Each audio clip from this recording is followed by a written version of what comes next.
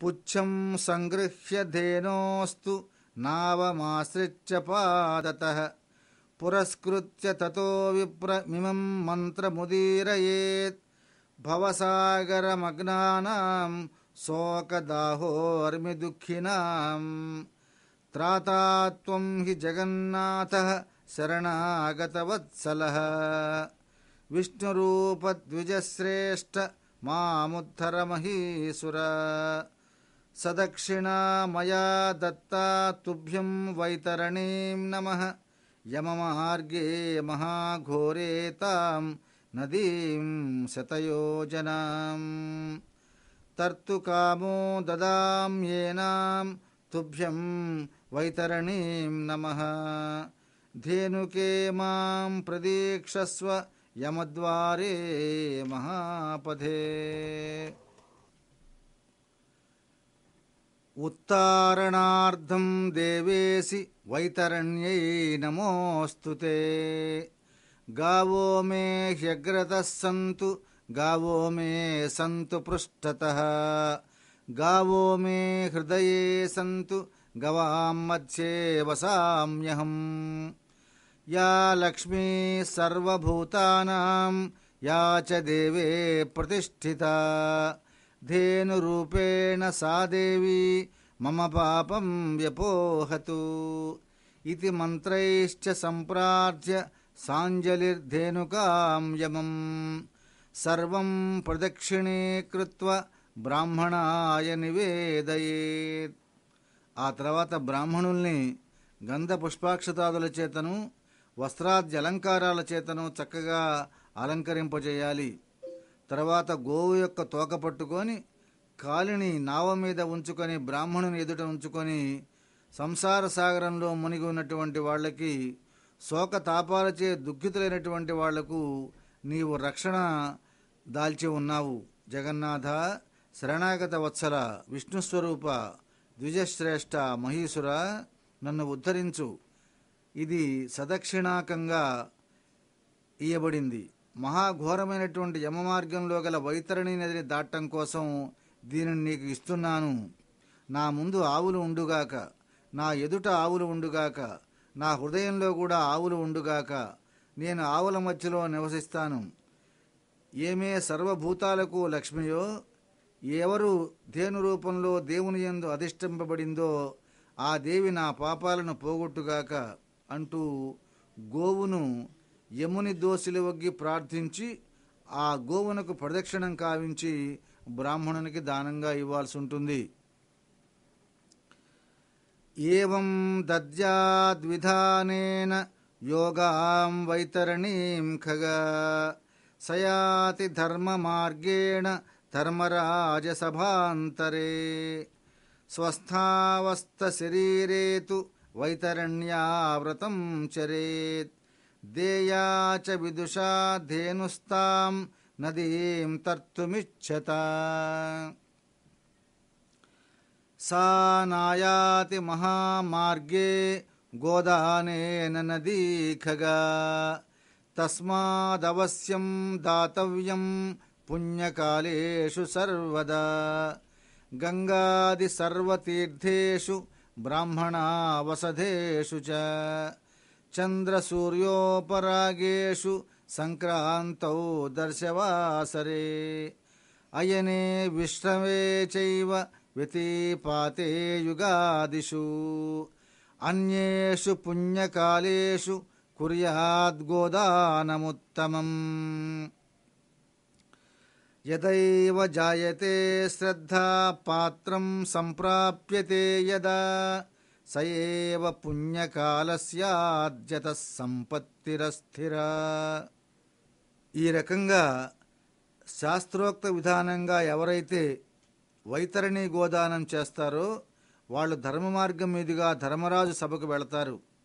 శరీరానికి ఎట్టి జబ్బు లేనప్పుడే, స్వస్థావస్థగా ఉన్నప్పుడే వైతరణి గోదానం చేయాల్సి ఉంటుంది. వైతరణి నదిని దాటగోరేటువంటి వాడు స్వస్థతగా ఉన్నప్పుడే వైతరణి గోదానం చేయాలి. అట్లా చేసుకున్నటువంటి వాళ్లకు యమమార్గంలో వైతరణి నది కనిపించదు.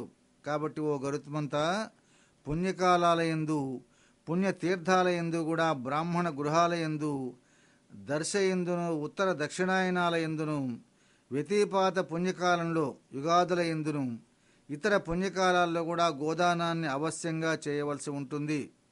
ఎప్పుడు శ్రద్ధ కలుగుతుందో, ఎప్పుడు సత్పాత్రుడైనటువంటి వాడు లభిస్తాడో అదియే పుణ్యకాలం. అట్టి పుణ్యకాలాన్ని ఎవరు విడిచిపెడతారో వాళ్ళు తెలివి తక్కువ వాళ్ళని చెప్పి తెలుసుకోవాలి. ఎందుకంటే సంపత్తి అనగా సత్పాత్రము లభించినప్పుడు శ్రద్ధ కలగదు, శ్రద్ధ జనించినప్పుడు సత్పాత్రుడు లభించడు. కాబట్టి కాలము కడువ పెట్టక శ్రద్ధ కలిగినప్పుడు, సత్పాత్రుడు లభించినప్పుడు వెనుక ముందు ఆలోచించకుండా గోదానాన్ని చేయాల్సి ఉంటుంది. అస్థిరాణి శరీరాణి విభవో నైవ శాశ్వతః నిత్యం సన్నిహితో మృత్యుః కర్తవ్యో ధర్మ సంచయః ఆత్మవిత్తానుసారేణ తత్ర దానమనంతకం దేయం విప్రాయ విదుషే స్వాత్మన శ్రేయ ఇచ్ఛత అల్పేన హి విత్తేన స్వహస్తేనాత్మనే కృతం తదక్షయం భవేద్దానం తత్కాలం చోపతిష్ఠతి గృహీతదానపాధేయః సుఖం యాతి మహాధ్వని అన్యథా క్లిశ్యతే జంతుః పాధేయరహితః పథి యాని యాని చ దానాని దత్తాని భువి మానవైః యమలోకపథే తాని యుపతిష్టంతి చాగ్రతః. శరీరాలు స్థిరమైనటువంటివి కాదు. ఐశ్వర్యము బుద్ధిబుధప్రాయము, మృత్యువు ఎప్పుడు కూడా సన్నిహితమై ఉంటుంది. కాబట్టి మనుష్యుడు ఎప్పుడు దానం చేస్తూ ఉండాలి, తన శక్తి కొలదే దానం చేస్తూ ఉండాల్సిందే. ఆ దానము అనంత ఫలాన్ని కలిగిస్తుంది.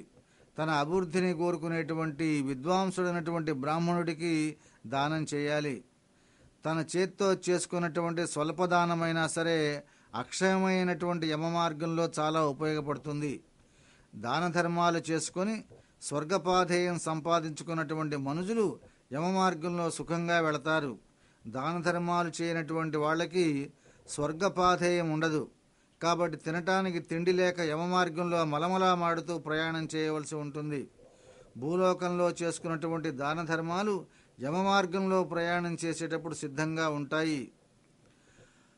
మహాపుణ్య ప్రభావేన మానుషం జన్మ లభ్యతే యస్తత్ప్రాప్య చరే ధర్మం సయాతి పరమాం గతిం అవిజ్ఞాయ నరో ధర్మం దుఃఖమాయాతి యాతి చ మనుష్య జన్మ సాఫల్యం కేవలం ధర్మసేవనం ధనపుత్ర కళత్రాది శరీరమపి బాంధవాః అనిత్యం సర్వమేవేదం తస్మాత్ ధర్మం సమాచరేత్.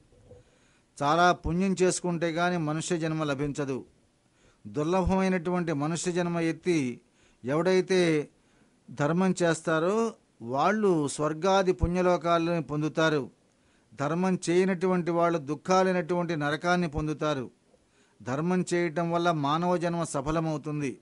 ధనము, పుత్రులు, కళత్రము, భార్య, భర్త, బంధువులు, శరీరము మొదలైనవి కూడా అనిత్యాలు. కాబట్టి ధర్మం చేసుకోవాలి. తావత్ బంధు పితా తావత్ యావజ్జీవతి మానవః మృతానామంతరం జ్ఞాత్వా క్షణాత్ స్నేహో నివర్తతే ఆత్మైవ హ్యాత్మనో బంధురితి విద్యాన్ ముహుర్ముహుః జీవన్నపీతి సంతించ మృతానాం కః ప్రదాస్యతి ఏవం జానన్నిదం సర్వం స్వహస్తేనైవ దాపయేత్ అనిత్యం జీవితం యస్మాత్ పశ్చాత్ కోపి న దాస్యతి. మానవుడు జీవించి ఉన్నంత వరకే తండ్రియు, బంధువులు మొదలైన వాళ్ళంతా. మరణానంతరం బంధాలన్నీ కూడా తెగిపోతాయి. తనకు తానే బంధువు.